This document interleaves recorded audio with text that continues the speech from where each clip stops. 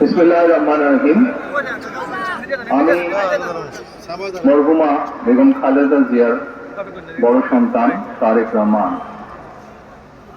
আমি আজকে এখানে উপস্থিত সকল ভাইয়েরা এবং বোনেরা যারা উপস্থিত আছেন,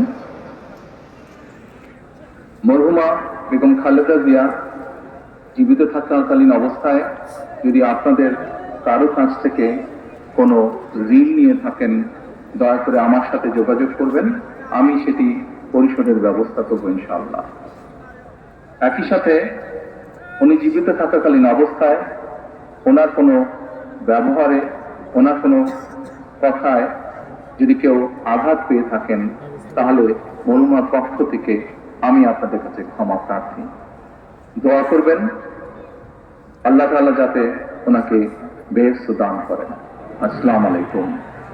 আসসালামু আলাইকুম।